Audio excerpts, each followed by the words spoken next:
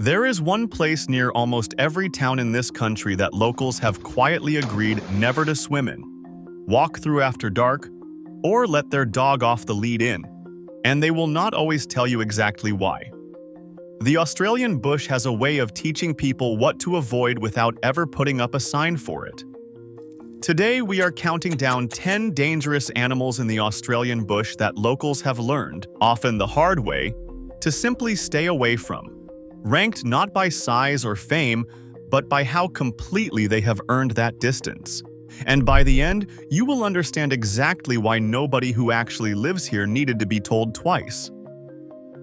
Number 10. The saltwater crocodile. Warning signs line rivers, creeks, and beaches across the tropical north. Popular swimming holes get closed for months at a time after a sighting. And locals will tell you plainly which waterways you do not enter. Ever. No exceptions, no matter how still the water looks. It stands apart as one of the very few animals here that will actively hunt a human as prey. And everyone who lives near it knows it.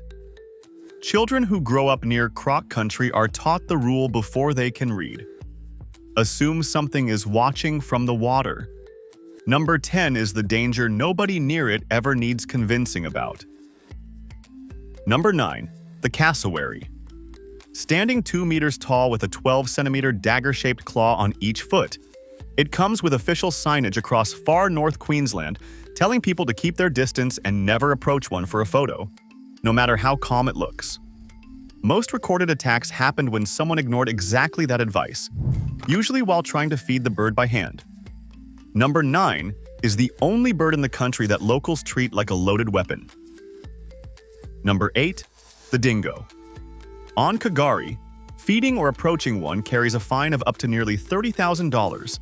Fences protect entire townships and resorts, and rangers actively cull individual dingoes that lose their fear of people and start approaching tourists. Locals keep children within arm's reach at all times and never let them run or jog alone near one, since sudden movement is what triggers a predatory chase response in the first place. Number 8 is treated as wildlife first and only ever mistaken for a dog by accident. Number 7. The feral pig. Farmers pay professional trappers real money specifically to avoid encountering one themselves, because a cornered boar will charge, and its tusks can open a wound to the bone in a single pass. They move mostly at night through dense scrub and wetland, and hunters treat every sighting of fresh rooting in the ground as a signal to leave the area, not enter it further. Whole regions of Queensland farmland are considered unsafe to walk after dark during breeding season, and the national damage bill runs well over $100 million a year in ruined crops and fences alone. Number 7 has made entire paddocks feel unsafe once the sun goes down. That is 4 locals actively steer clear of on-site. The next 6 are smaller, and that is exactly why people stop being careful around them. Number 6. The death adder. Unlike every other dangerous snake found here, it does not flee when approached. It lies completely still under leaf litter, camouflaged so well that even trained herpetologists have stepped within inches without seeing it, waiting for something to come close enough to strike in under a fifth of a second. Experienced bushwalkers do not step over logs or thick leaf litter blind, because this is the one snake that will not move out of the way first. Number 6 is dangerous specifically because it refuses to run from you. Number 5. The Sydney funnel web spider. Locals in Eastern Australia check their shoes before putting them on, wear gloves to garden, and know a silk-lined burrow entrance on site the way other people recognize a stop sign. Between 1927 and 1981, it killed 15 people, and even though antivenom has stopped every confirmed death since, nobody has relaxed. Wandering males turn up inside garages and laundries during summer, trapped and defensive, which is exactly when most bites happen. Number 5 is the reason an entire region still shakes out its boots before a walk. Number 4. The bull ant. Its nest is a small, easy-to-miss hole in the ground, and parents teach children to spot and avoid one before they teach much else about the bush at all. A sting is immediate and severe, and the ant can strike the same target several times in one encounter. And for a smaller number of people, it can trigger fatal anaphylaxis within minutes. Locals do not test their luck near a nest twice, and an angered colony will chase an intruder much farther than most people expect. Number 4 has turned ordinary lawns into places children are told to walk around, not through. Number 3, the European wasp.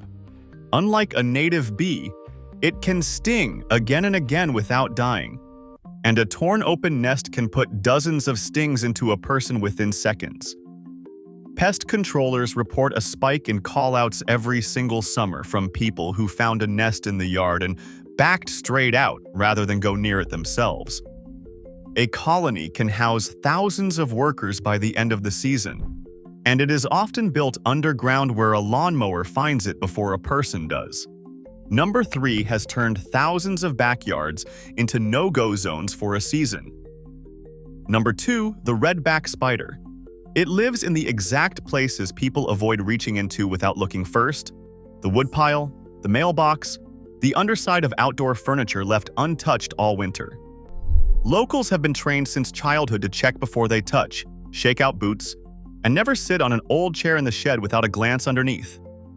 Around 2,000 people are bitten every year despite that caution, even though a confirmed death has not happened since antivenom arrived in 1956. Number 2 is why nobody here grabs a garden glove without shaking it out first. Number 1, the eastern brown snake.